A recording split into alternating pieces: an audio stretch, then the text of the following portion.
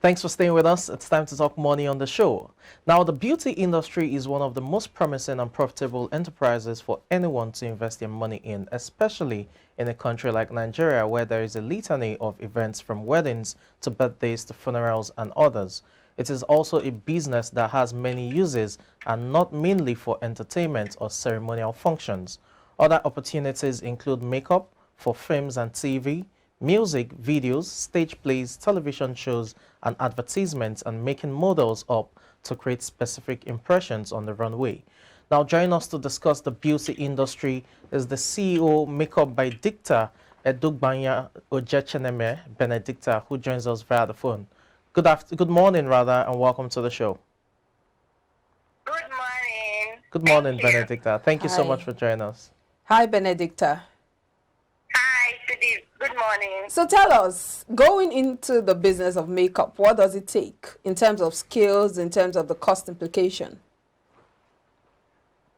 I didn't get you, sorry. What does it take to be a makeup artist in terms of the skills you need to acquire and the money, the capital? Well, makeup is just something you can start whichever way you can. It's more of creativity. So you have to start either big or small, however. But like, to some people, it depends on how you learn it. That's just it. To some people, they require very huge capital. While some, and it depends on your location. Okay. While some, they can just start with very affordable things, and over time, they will grow. But I think it's more of creativity. Yeah, Like, creativity, it's your but you know, creativity, for some people, it's an innate ability. It's something that just comes naturally. But for some people, they have to pay attention, learn, and all of that. It's that learning part I'm talking about. Where and when, what are the things you need to look out for? Where do you get the training and all the necessary skills? Well, I don't know, but like it depends on your location. You need to get a very good makeup artist, one that is good. Not like, okay, you just sit on doing anyhow and you go there hoping to learn so that you become good. No. To check what the person does, if she's good or he or she is good. Anyhow, but the person has to be good. Okay, let's look at, But like again, I would still say it's more of your creativity. As much as you have to learn from someone, yes, you also have to be creative. okay. And it's more with your interest as well. Okay, let's look at aspiring, makeup artist and what have you. You talked about, starting either with a huge capital or small capital, but there are necessary tools they need, like your brush, your makeup kit, and all of that. So let's look at the cost of acquiring those things for someone who wants to delve into, the makeup business. What's the average capital to get the necessary tools to start off? Okay. Averagely, I would say from 100K at least. 100K will get you. We have Nigerian brands. Okay. Like other brands, international brands, so you can try. Okay. But within our environment here, you can start with the Nigerian brands. At least with 100K, you can start with something nice and to be good and affordable for it to use. Okay. So to delve into that business with 100,000 or 150,000 at most, one can, get the necessary equipment. Yes, necessary equipment. Okay. I know you have, a fascinating story of how you got into the business. You mind sharing that with us? No problem. I will. Okay. You have the floor. Shoot. Yeah, you said? You have the floor. Okay. Okay, so how I started? Well, let me recall. Okay, it started this way. I think I just had passion for it. I don't even like to wear makeup personally. That's what I know. I just enjoy making people up, making people look good. So it started off with my friend. Then she learned. So I would just observe what she does. It's not like I officially came to enroll to learn or something. So I just look at it. and just pay. So over time, during one strike like that, when I was still in university, in my 300 level, so I was always bored at home, so I'll gather children within my environment and do makeup for them. Some of them will be like their parents said no, they shouldn't do makeup for them and all of that. Like people within the age of 15 to 20 years old. Okay. So over time, one day my mom was like, "Oh, this thing you're always doing like this. Well, what if you go and learn it professionally with someone that is very good?" I said, "Hey, it should be good though. But how about the cost?" She said, "I should just go ahead and ask and tell her, because my dad is late. Okay. He died when I was still in the junior secondary school." So God bless his soul. that's why I asked, and I think then, that was in 2017. Okay. I made inquiries and I was told it's 25K. Okay. So my mom gave me the money and I enrolled. But that was 2017. Huh? That was 2017 when you went for the training. How? When you went for the training, that was 2017. Yes. Okay, so if it was 25,000 there at the time, we're looking at over 50,000 there now to learn the ropes of makeup. Exactly. Okay, so Exactly. the cost of learning and getting the necessary equipment to start the business, cumulatively would amount to 200,000 there. Exactly. Okay. You're right. Okay. Or even more. It can be more. It depends on your environment and where you're learning. Some makeup brands, some people use big brands like international brands like that. So Okay. their own is usually more expensive. Than those that are of the Nigerian Yes. market. Okay. Yeah, and some use affordable products. At least if you're getting the affordable ones with 200K, the cost Okay. of learning and getting products should be covered. Okay. Looking at the makeup industry now, I know you have different impressions for different occasions. The way you make someone up for a party, like in quote, as we call it, Owambe, will be different from a birthday and what have you. So what's the cost implication for these, different makeups? Like how much do you charge for someone who wants a birthday makeover? How much do you charge for someone who is going for, a party? Okay, so I'll be talking within my own Experience, that's fine. Yes. So I don't know about other people, but like for birthday glam studio sessions, Okay. I charge like 8K. Okay. 8,000 Same naira. with Owambe. Okay. But like if you're the bride, it depends on the distance. Okay. And how many times you'll be changing, like number of outfits. Outfits, okay. So that's like, okay, for one day event, roughly 60K Okay. within my environment. Okay. That's for bride. Okay. Can you talk to us about some of the challenges you faced in this business? Well, too many. There are too many, but like I'll mention a few. Sometimes the clients make it very difficult. How? There's some, okay, like some customers, like they don't understand that these things are not the same everywhere. Not two makeup artists are the same. Okay. The time each of you spends to learn and how you come, how you build your brand is different, and you'll be charging accordingly. That's a big challenge. Someone will come now and say, okay, I went to Abuja the other time. I had my makeup done so amount, and the studio was better off than your own. This, like things like that. People just talk anyhow, and sometimes again, there are so many. I don't even know.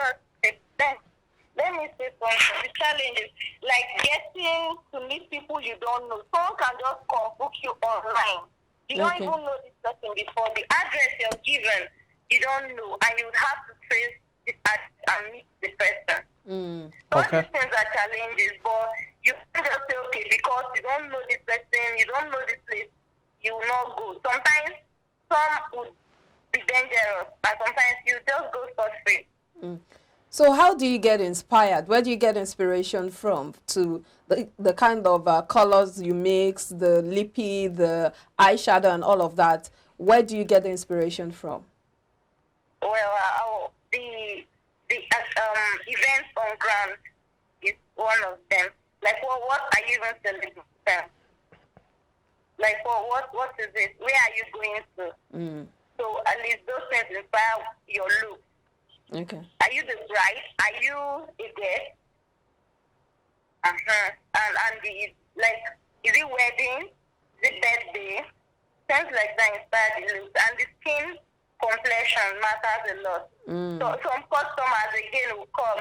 They will bring pictures and be like, okay, I want this makeup ready for my friend. Actually, the friend is fair and you're dark, and you want that very shade on your friend. So things like that inspire the look. So have you had cases with what I ordered versus what I got? A case of a client coming to you with a picture, but you know that it's not achievable because of the skin color and everything you just talked about, and then eventually the customer is not pleased with what you give her. What do you do in that situation? Sometimes we try to convince these customers, okay, this thing will not suit you, and someone insists, I want it like that. At the end of the day, they get offended that it's not looking like how it is on their friend's face. So that's how issues of what I ordered versus what I got comes up. Yeah, but how do you handle it? Okay, most times, I don't know. Well, I'll just try to convince you that, okay, it's because of your skin tone that it's coming out like this.